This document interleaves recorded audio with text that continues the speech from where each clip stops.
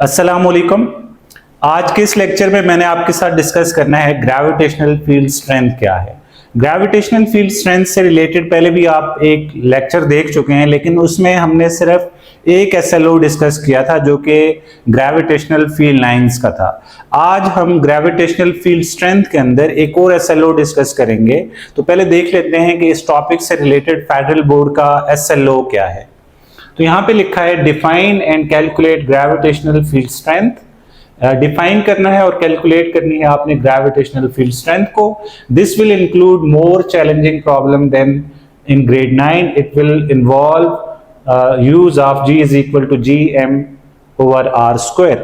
तो इसमें आपने ग्रेविटेशनल फील्ड स्ट्रेंथ को डिफाइन करना है और उसकी कैलकुलेशन करनी है, फॉर्मूला डेरिवेशन करनी है और इससे रिलेटेड जो न्यूमेरिकल प्रॉब्लम्स हैं वो डिस्कस करने हैं। लेकिन यहाँ पे जो न्यूमेरिकल्स होंगे वो 9th क्लास के मुकाबले में थोड़े से ज्यादा चैलेंजिंग होंगे। तो देख लेते हैं कि ये जो एसएलओ है इसकी फॉर्म ऑफ असेसमेंट क्या है।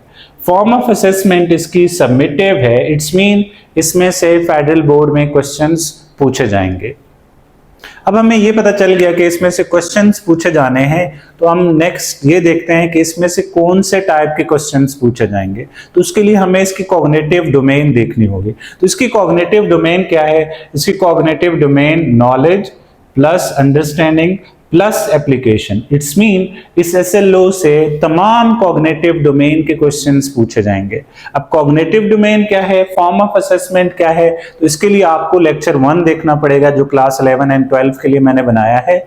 वो अगर आपने नहीं देखा तो उसको आप लाजमी देखें। उसका लिंक मैं आपको डिस्क्रिप्शन में दे दूंगा, तो उसको आपने लाजमी देखना है। उसके बाद इंशाल्लाह फेडरल बोर्ड में आप किसी भी तरह के क्वेश्चंस आए आप आसानी से आंसर कर पाएंगे और हर टॉपिक से रिलेटेड आप क्वेश्चंस पहले से ही प्रेडिक्ट कर पाएंगे कि इस टॉपिक से किस तरह के क्वेश्चंस आएंगे।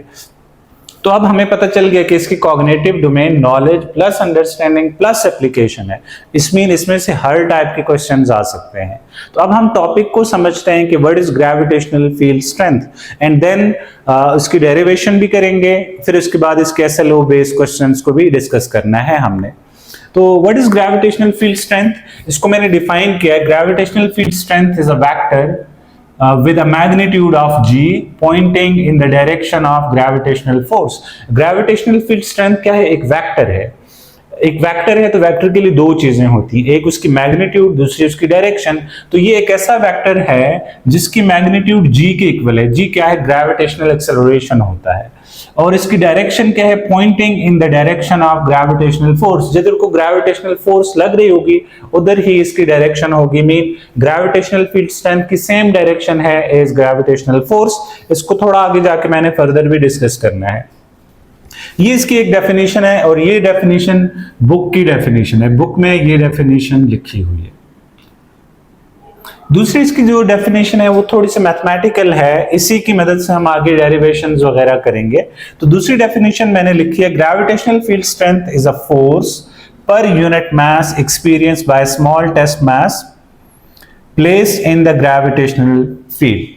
ये क्या है? फोर्स पर यूनिट मास। किसी भी यूनिट मास पे जो लगने वाली फोर्स होती है उसको क्या कहा जाता है? ग्रेविटेशनल फील्ड स्ट्रेंथ कहा जाता है। लेट्स सपोज अगर आपने यूनिट मास रखा है किसी जगह पे, तो उस यूनिट मास पे जो फोर्स लग रही होगी वही उसकी ग्रेविटेशनल फील्ड स्ट्रेंथ होगी। फॉर एग्जांपल यूनिट मास हम 1 किलोग्राम मास रख लेते हैं।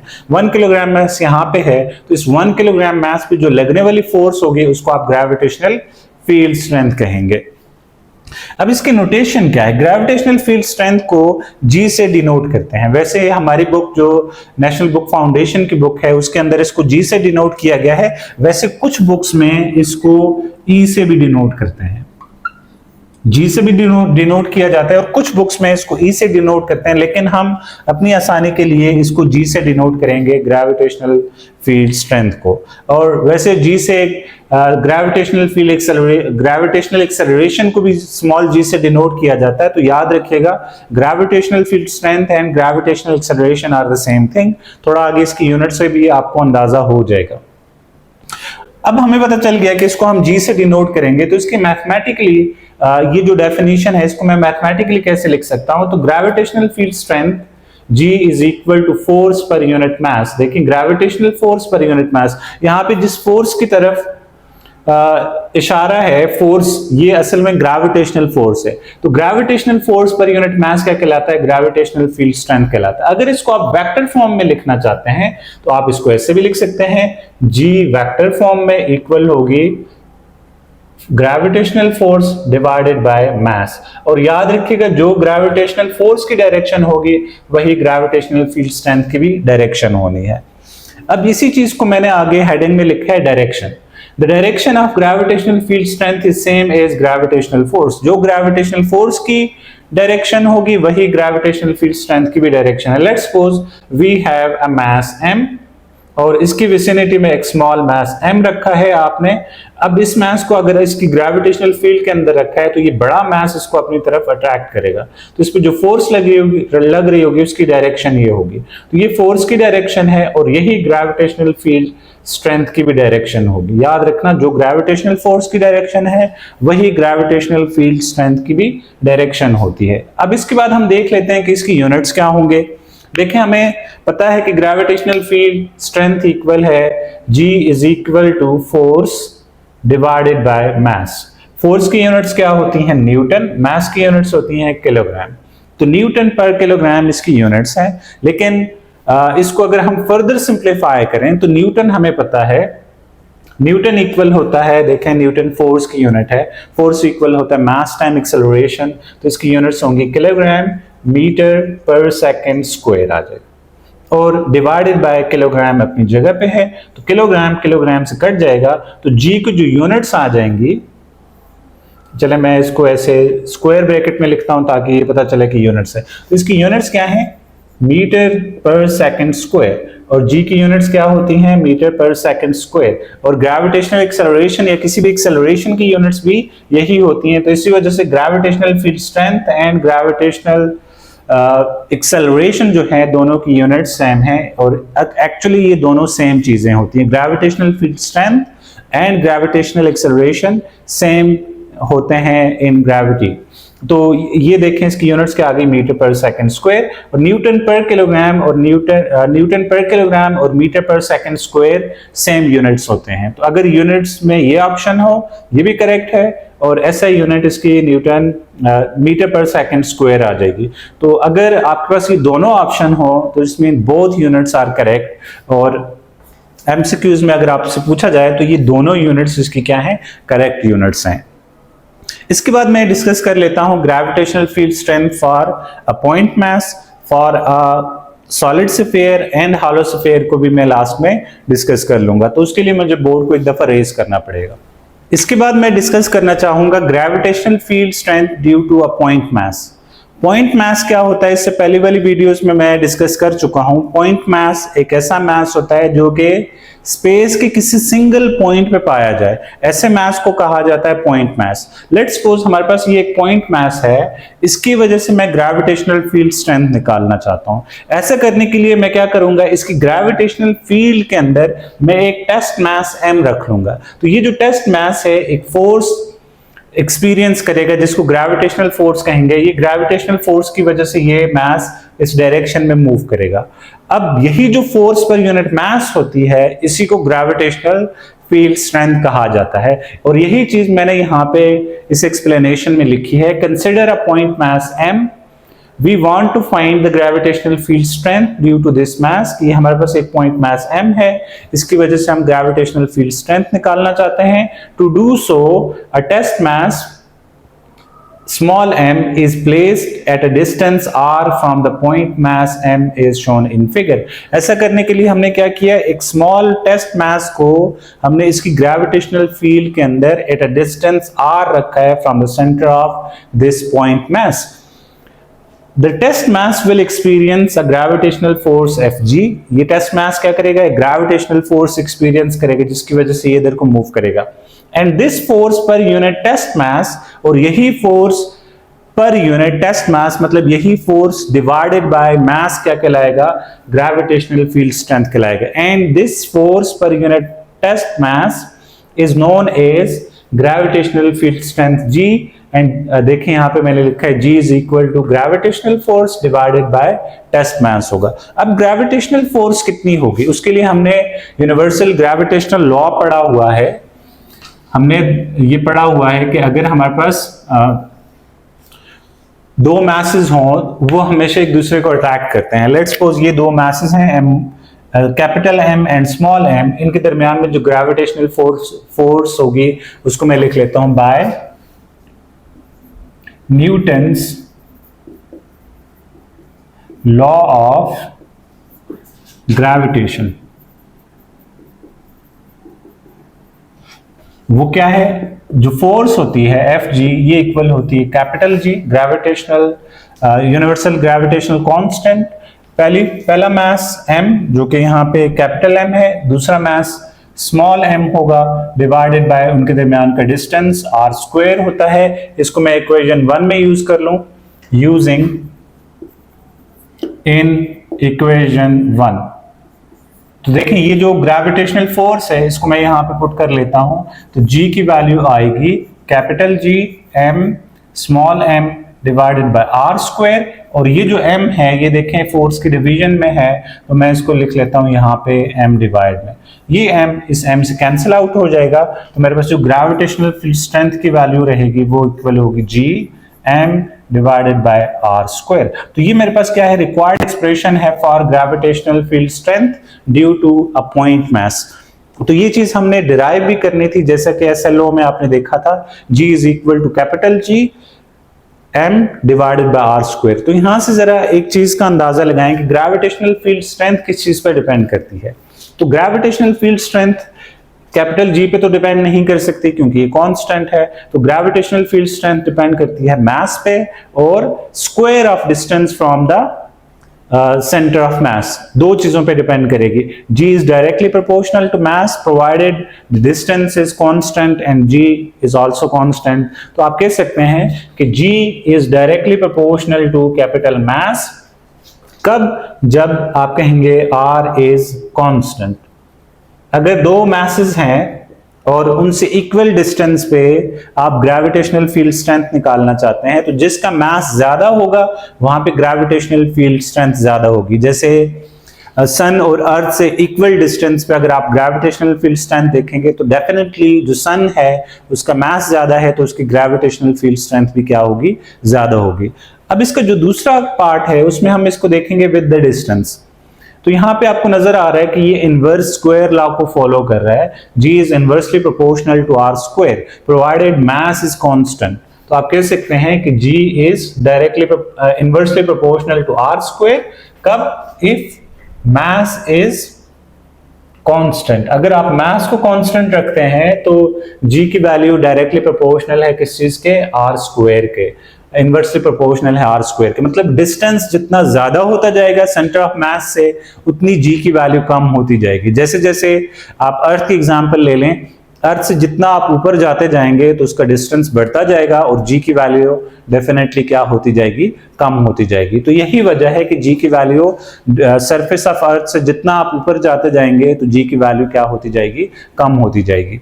अब इसके बाद एक और चीज हमने डिस्कस करनी है, gravitational field strength due to a solid sphere. अब ये सॉलिड स्फीयर की वजह से हमने इनसाइड द सॉलिड स्फीयर भी ग्रेविटेशनल फील्ड स्ट्रेंथ निकालनी है, एट द सरफेस भी निकालनी है, आउटसाइड द स्फीयर भी ग्रेविटेशनल फील्ड स्ट्रेंथ निकालनी है। तो उसके लिए मैं बोर्ड को एक दफा फिर रेज कर लेता हूं।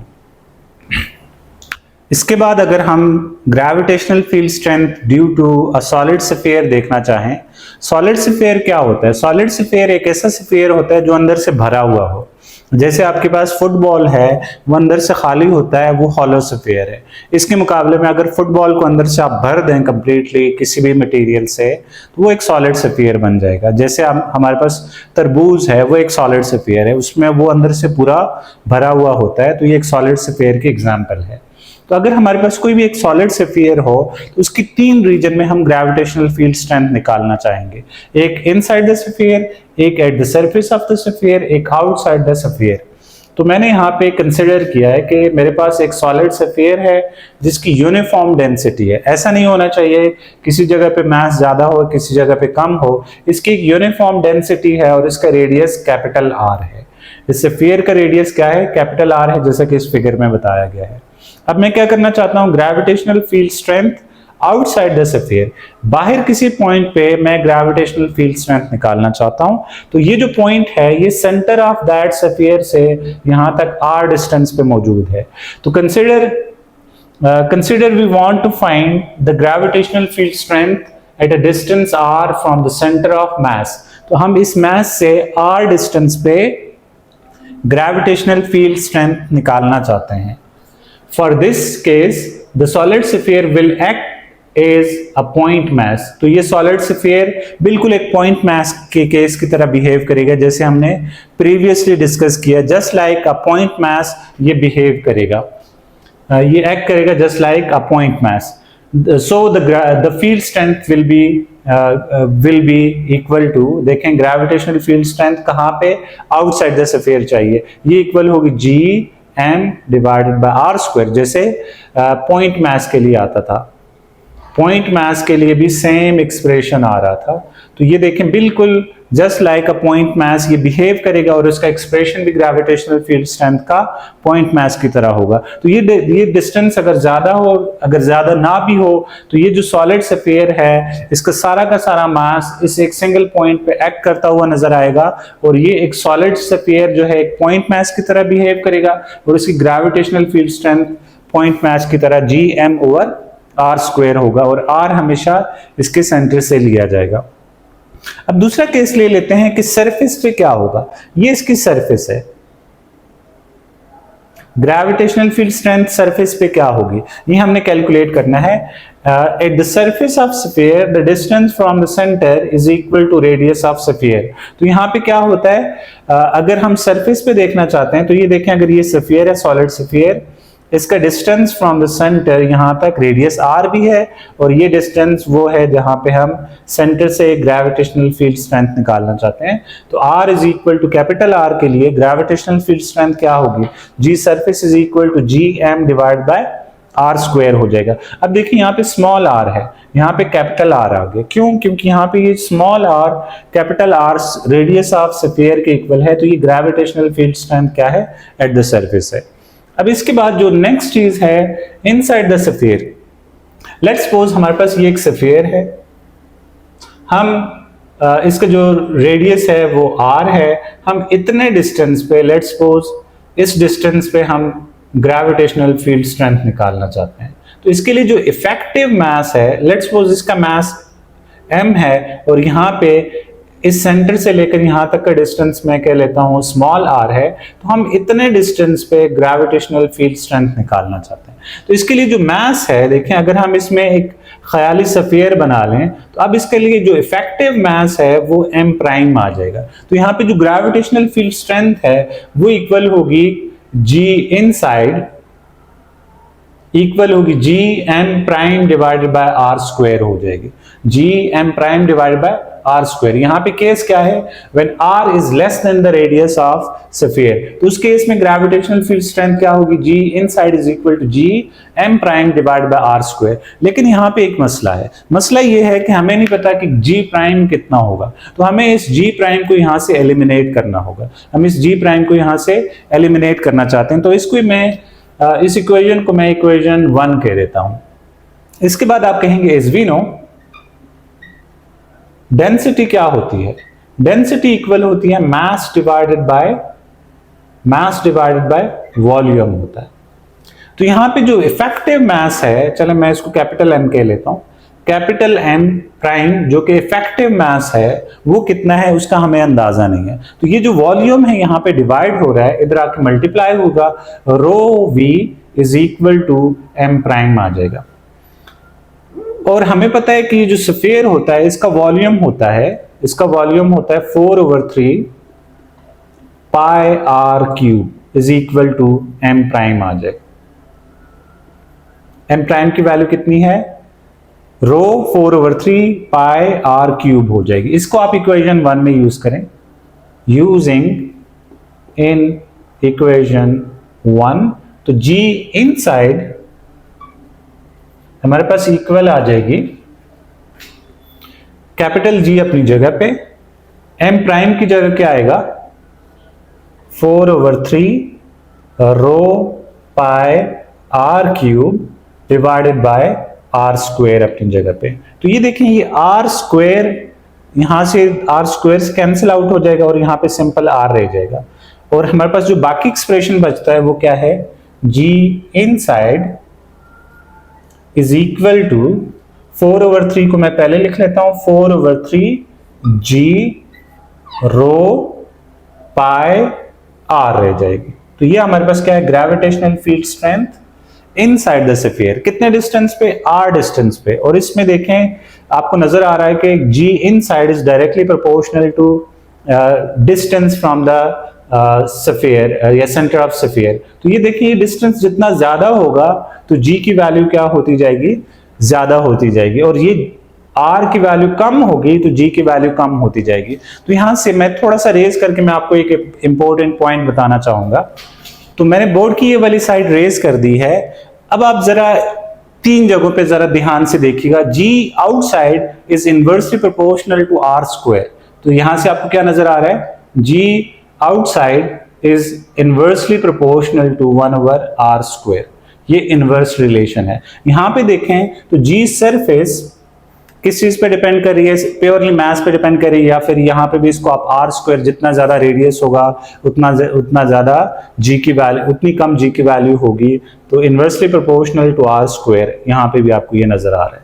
लेकिन इस केस में आप अगर ये सारे पैरामीटर्स को कांस्टेंट रखें, 4/3 जी रो पाई, तो आपके पास G inside is directly proportional to radius. तो आउटसाइड डिस्टेंस के इनवर्सली प्रोपोर्शनल होती है जी की वैल्यू, इनसाइड डिस्टेंस के डायरेक्टली प्रोपोर्शनल होती है from the centre of mass.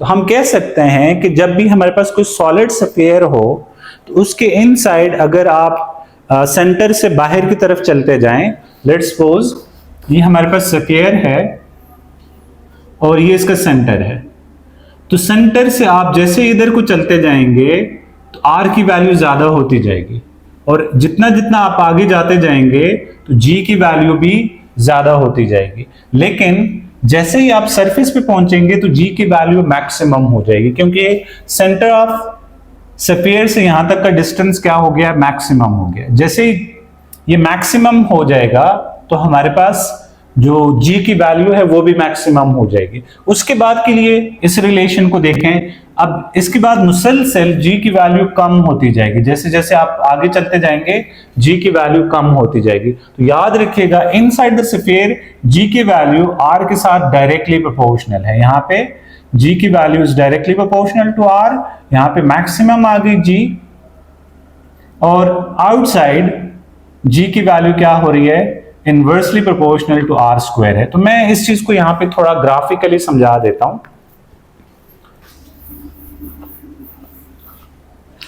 Let's suppose मेरे पास 2 एक्सिस हैं, एक ये वर्टिकल एक्सिस है, एक हॉरिजॉन्टल एक्सिस है।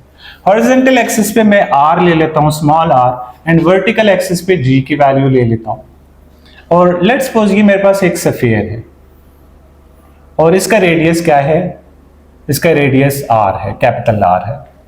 तो हमें पता है कि जैसे ही सेंटर पे हम देखेंगे, अच्छा एक और चीज भी देख लें, जब आर की वैल्यू 0 होगी, जब आप बिल्कुल सेंटर पे देखेंगे तो आर की वैल्यू यहां पे देखें क्या हो जाएगी, सेंटर से सेंटर तक का डिस्टेंस आर 0 हो जाएगा। तो जी सेंटर पे क्या होगा, जी सेंटर पे क्या होगा, तो याद रखिए कि जी सेंटर पे 0 होती है, बिल्कुल सेंटर ऑफ मास पे जी की वैल्यू क्या हो जाएगी, 0 होगी। उसके बाद मुसलसल जी की वैल्यू बढ़ती जा रही है और सरफेस पे जाके मैक्सिमम, सरफेस के बाद दोबारा से जी की वैल्यू कम होती जा रही है। तो मैं इन 2 चीजों का ग्राफ बनाना चाहता हूं। तो लेट्स सपोज ये सेंटर है, जब डिस्टेंस देखें यहां पे बिल्कुल 0, तो जी की वैल्यू भी क्या है, 0 है।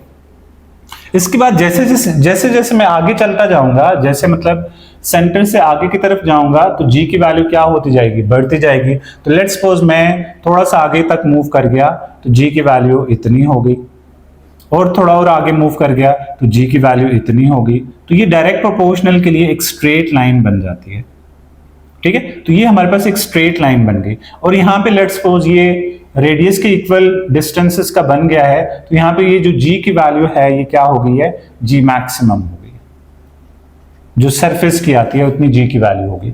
अब इसके बाद ये मैक्सिमम वैल्यू को पहुंचने के बाद अब देखें डिस्टेंस बढ़ता जा रहा है फ्रॉम द सेंटर। तो अब आपका जो रिलेशन है आउटसाइड वाला बनेगा ये। अब इसमें क्या है, इनवर्स स्क्वायर लॉ है। इनवर्स स्क्वायर लॉ का फॉर्मूला या जो इसका ग्राफ है, पहले मैं आपको न्यूटन लॉ ऑफ ग्रेविटेशन में डिस्कस कर चुका हूं, वो कुछ इस तरह का बनता है। ठीक है, तो अब देखें जैसे जैसे आप सेंटर से सरफेस की तरफ मूव करेंगे, जी की वैल्यू बढ़ते बढ़ते मैक्सिमम हो जाएगी, और सरफेस पे क्या हो गई है, मैक्सिमम जी की वैल्यू आ गई है। उसके बाद इनवर्स स्क्वायर लॉ के मुताबिक जी की वैल्यू कम होते होते होते होते ऐसे इंफिनिटी पे जाके बिल्कुल जीरो हो जाएगी। ये लाइन कभी भी इस एक्स एक्सिस को टच नहीं करती, याद रखिएगा।